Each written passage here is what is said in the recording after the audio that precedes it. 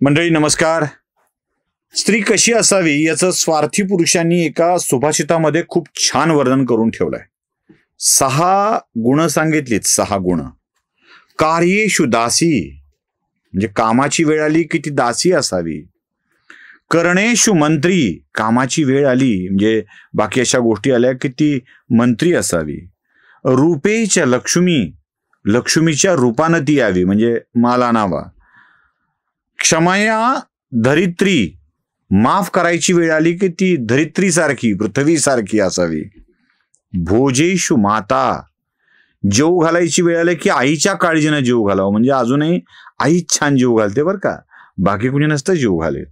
आणि तिसरं म्हणजे शयनेषु रंभा, दार बंद करून शयनगृहात आली की ती रंभेसारखी असावी. अशा अपेक्षा आपल्या सगळ्यांच्या मनामध्ये असतात.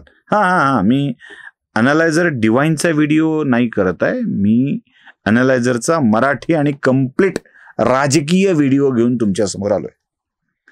काय इतका स्वार्थ ठासून भरलाय ना आपल्यात की एक बाई आपल्या वाट्याला येते ती आईसारखी जेवू घालणारी असावी, कार्यकामामध्ये दासीसारखी असावी, उठ म्हणलं की उठणारी असावी, बस म्हणलं की बसणारी असावी. आणि या 6 गुणांच्या मध्ये एकाही गुणात एखाद्या वेळेला कुचराई करेल तर आम्हाला ते चालत नाही.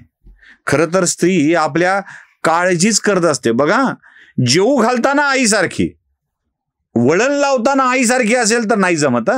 मग आई फार मारकी आहे असं वाटायला लागतं. शयनगृहात आल्यावर थकून भागून गेलेली ती चालत नाही, ती अशी मस्त गजरा माळून सुगंधित होऊन आलेली असली पाहिजे. आणि नसेल तर बायको म्हणून नीट नाही असा ठप्पा मारायला आपण मोकळे होतो. काय हा स्वार्थीपणा इतका ठासून भरलाय ना की जे गुण आमच्या मनात आहेत तेच गुण आमच्या समोरच्या पार्टनरमध्ये असायला हवेत असं आम्हाला वाटायला लागतं. म्हणजे असंच राजकारणात आपण वावरत आलेलो आहोत. असंच साधे साधे विषय असतात. आम्ही ज्या पद्धतीने विचार केलाय त्या पद्धतीनेच तुम्ही करायला हवं.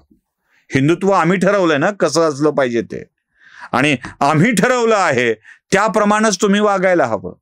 तुम्ही राज्यकर्ते झालात म्हणजे आमच्या मनातलं हिंदुत्व वाढवायला राज्यकर्ते झाला आहात असा आपला समज. चूक नसतो तो, हे भाबडेपणा असतो.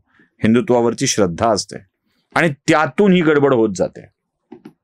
एक अवई उठली, म्हणाले आळंदीत कत्तलखाना काढलाय, आळंदीत कत्तलखाना काढलाय, आळंदीत कत्तलखाना काढलाय. बस आळंदीच्या विकासाचे आराखडा ठरवत असताना त्यात कत्तलखान्याचं रिझर्वेशन आलं. आणि मग या सरकारने ज्ञानेश्वरांच्या आळंदीत कत्तलखाना काढायला परवानगी द्यावी. यापेक्षा दुर्दैवाची गोष्ट कोणती? देवेंद्रा अजब तुझं राज्य असं म्हणायला आपण सुरुवात केली. मग सगळ्यांनीच एकच कांगावा केला. मुळात मी जे नेहमी सांगतोय की व्यवस्था अजून हिंदुत्ववादी झालेली नाही हे लक्षात घ्या. व्यवस्था आराखडा कर असं व्यवस्थेला सांगितलं की ते AI तंत्रज्ञानानं वावरणाऱ्या मशीन सारखं काम करायला लागतात. आळंदीच्या विकासाचा आराखडा तयार करावा तेव्हा आळंदी देवाची की चोराची हे AI तंत्रज्ञानाला कळत नाही. देवाच्या आळंदीतही कत्तलखाना असला पाहिजे हे सिस्टीम मध्ये ठरलेलं आहे आणि त्यामुळं ते त्या कत्तलखाना दाखवणार. बरं, आराखड्यात कत्तलखाना दाखवला म्हणजे कत्तलखाना झालाच असाय का? नाही ना, नाही, असं तो होत नसतो. आळंदीत कत्तलखाना होणार नाही हे आराखड्यात आलंय पण प्रत्यक्षात नाही हे देवेंद्र फडणवीसांनी सांगितल्यावर कळलं की आळंदीत कत्तलखाना येणार नाहीये.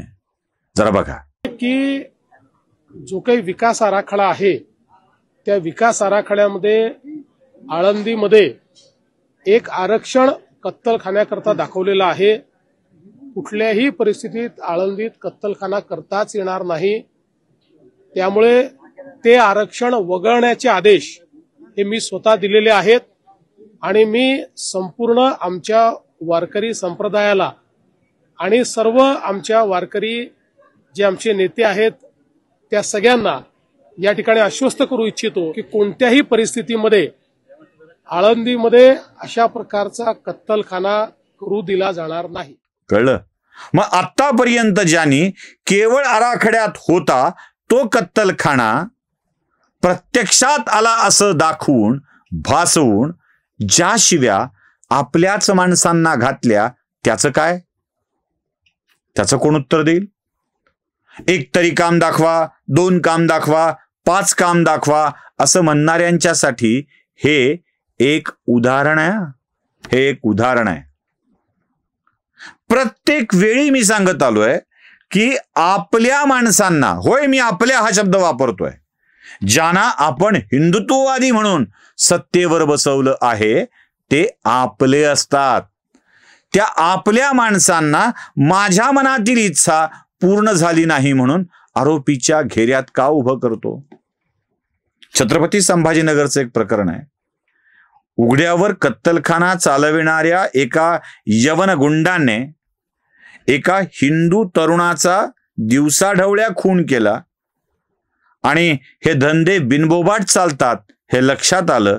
ज्या दिवशी लक्षात आलं त्या क्षणी 178 अतिक्रमण हटवलीत, बुलडोजर लावून. मटणाची, कटणाची, सगळ्याची दुकानं साफ करून टाकलीत, साफ करून. का चू नाही.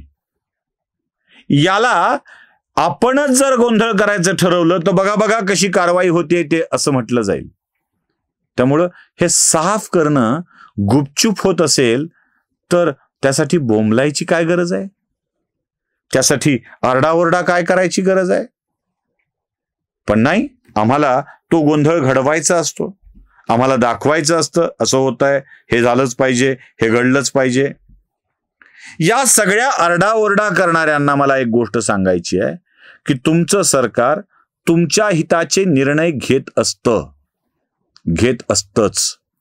आपली अडचण एक आहे की आम्ही त्या निर्णयाकडे नीट बघत नाही. कारण असा खंबीर आदेश नाही, कणखर आदेश नाही, आम्हाला मिरवायचा असतो ना तो आदेश, ती कृती, त्या सगळ्या गोष्टी. मला एक सांगा, तुम्हाला भीती दाखवायची आहे की प्रत्यक्षात काम आणायला दाखवायचं आहे? भीती दाखवून नाही भागत, प्रत्यक्षात काम करून भागवावं लागतं. हटवली ना, विशाळगडावरची अतिक्रमण हटवली, अजिंक्य ताऱ्यावरची अतिक्रमण हटवली, प्रतापगडावरची कबर हटवली. अहो एवढंच काय, त्या समुद्रातला माहीमच्यातला दर्गा हटवला. अजून काय हटवलं पाहिजे तुम्हाला? अजून काय वेगळ्या गोष्टी हव्यात? झाल्या ना, नागपूरमधल्या दंगेखोरावर कारवाया झाल्याच ना, बुलडोजरच्या कारवाया झाल्याच ना, मीरा रोडच्या दंगेखोरावर बुलडोजरच्या कारवाया झाल्याच ना, संभाजीनगरच्या खुन्यांवर बुलडोजरच्या कारवाया झाल्याच ना, होत आहेत ना. तरीही कोणीतरी फितवतंय, कोणीतरी सांगतंय की नाही असं होत नाहीये, म्हणून आम्ही आमच्याच सरकारला दोषी धरायचं. असं कसं चालेल? जरा तरी विचार करा आणि याबाबतचा निर्णय घ्या. मी तर ठरवलंय की ज्या ज्या विषयावर आक्षेप येत आहेत त्या त्या विषयाचं स्पष्टीकरण द्यायचं. जिथे खरंच टीका करावी वाटते तिथे करायचं. कारण नरेटिव्हचे बळी लोकसभेला पडलो होतो, जागे झालो, विधानसभेला आपण ते केलं, रिकव्हर केलं. पण आता पुन्हा निवडणुकांच्या तोंडावर अशा व्यर्थ नरेटिव्हचे बळी आपण ठरणार असू तर आपल्यासारखे पापी आपणच. नमस्कार.